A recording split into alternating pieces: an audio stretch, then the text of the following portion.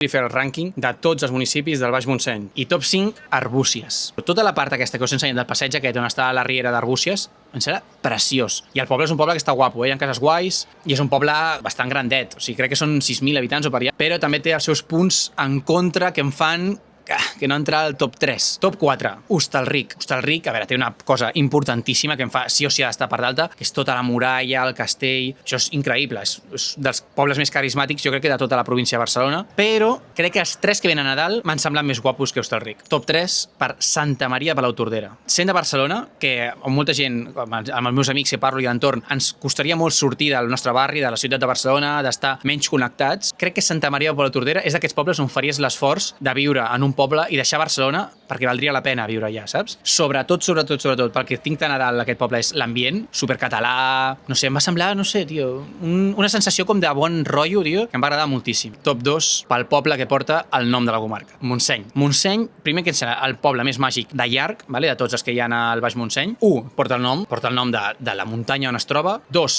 el poble és molt maco, és molt petitó, vale, però és molt maco. I 3, el lloc és una passada. Les vistes són impressionants. No sé si té tantes coses com altres pobles que he dit més a baix, però, joder, em sembla un poble guapíssim. I medalla d'or, no sé si molta gent coincidirà amb mi, per mi, el millor municipi del Baix Montseny és